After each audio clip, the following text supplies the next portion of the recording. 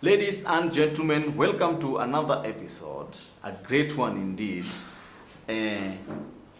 on issues pertaining to politics that involves the youth of this nation. Today, I want to discuss 10 limiting factors to RUTO race to presidency. Number one limiting factor is he is still the deputy president. He's campaigning as the deputy president. You know, in the previous campaigns, we have had people campaigning, but they have not been campaigning as the deputy president. So when you're campaigning as the deputy president, you have limits to what you can talk about. You have limits to who you can attack politically.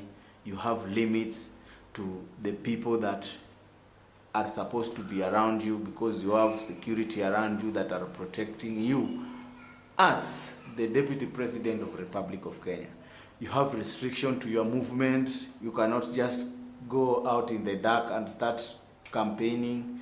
You cannot just travel easily. So being a deputy president and while campaigning as the president is one of the major limiting factor to his race to presidency. The second one is the money factor. RUTO has a lot of money, and he's using his own money, and it is not using the money from different sources, from different financials. So when you're using your own money, sometimes there is you are the chief signatory to all your resources. So in case anything happen, in case you are unable to access your funds for campaigns, and you as a person, you are limited, you will have a very difficult time.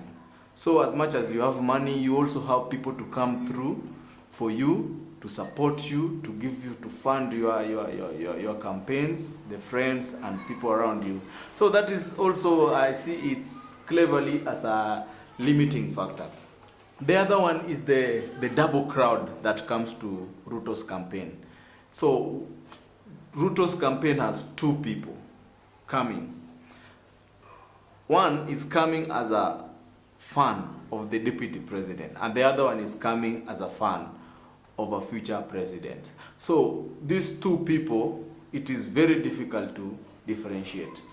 But as for now, the crowd that is the double crowd that is coming to see the deputy president, and some are just coming to listen to the deputy president, and some are coming to see the next president.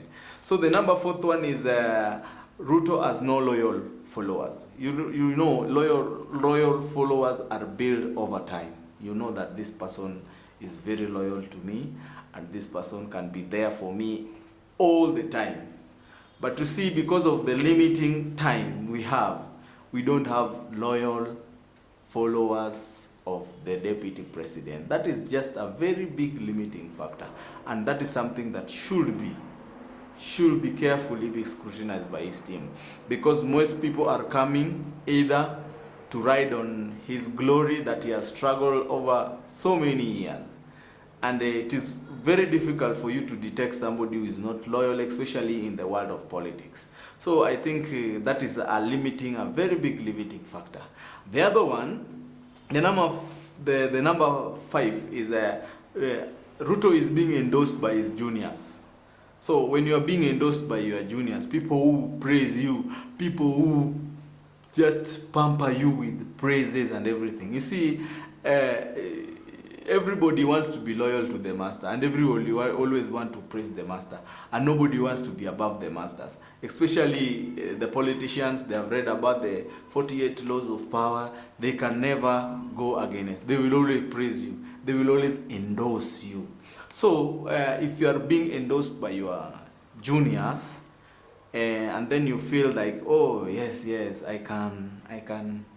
Mudavadi is your junior.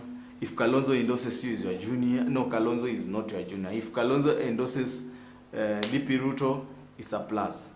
If Raila endorses DP RUTO, it's a plus. If Uhuru endorses DP RUTO, it's a plus. If these seasoned politicians, these people who have been there for so many years, not these two-term MPs and some two-term legislators or one-time legislatures, are endorsing you and praising you, my friend, that is a limiting factor, and is something that you should know. The other one is about his tribe. we've had an alternating tribal power. Kikuyu, Kalenjin. Kikuyu, Kalenjin. That can be a very big limiting factor, because people are looking into that and they are saying no.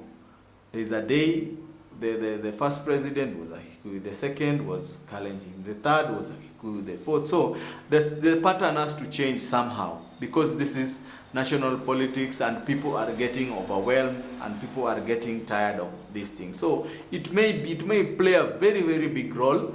And also, if you look at the statement of Uhuru Kenyatta sometimes back, His Excellency the President, he said that Kenya cannot be ruled by two tribes. And that was a very, very major